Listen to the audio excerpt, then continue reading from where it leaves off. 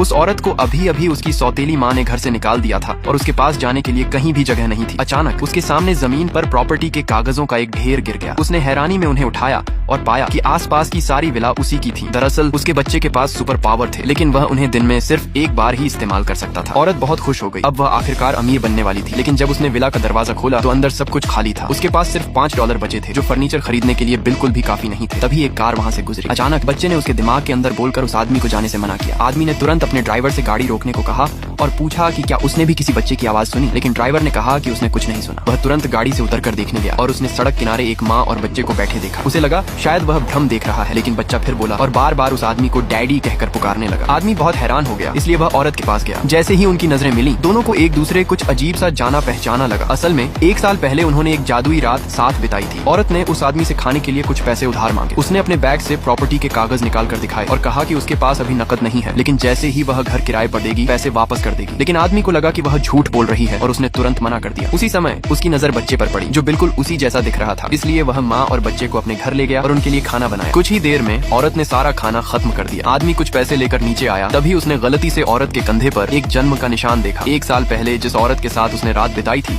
उसके कंधे पर भी बिल्कुल वैसा ही निशान था। तब उसे समझ आया कि वह वही औरत है, इसलिए बच्चा उसे डैडी कह रहा था। उसने औरत से पूछा कि क्या वह उससे शादी करेगी, लेकिन उसने मना कर दिया। उसने कहा कि अभी उसका शादी करने का कोई इरादा नहीं है और वैसे भी अब उसके पास कई घर हैं और वह अपने बच्चे को खुद ही अच्छी जिंदगी दे सकती है। आदमी ने उसके फैसले का सम्मान किया और ईमानदारी से कहा, अगर तुम अपना मन बदलो तो कभी भी मेरे पास आ सकती हो। अगले दिन औरत एक मैसेज से जागी। उसके कई घर किराए पर जा चुके थे और अब उसके पास पैसे आ गए थे। वह बहुत खुश हुई और बच्चे को लेकर सुपरमार्केट जाने का फैसला किया। जब वह टैक्सी का इंतजार कर रही थी, तभी वह आदमी उनके सामने गाड़ी लेकर आ गया। उसने कहा कि वह बस रास्ते से गुजर रहा था और उन्हें लिफ्ट दे सकता है। औरत खुश हो गई और उसने हाँ कर दी। सुपरमार्केट में औरत ने बच्चे से पूछा कि क्या उसे बेबी बॉटल पसंद है। जैसे ही बच्चे ने हाँ कहा, आदमी ने हर रंग की एक एक बोतल शॉपिंग कार्ट में डाल दी। यहाँ तक कि दूध का पाउडर खरीदते समय भी उसने हर ब्रांड का एक एक पैक उठा लिया। औरत ये देखकर हैरान रह गई।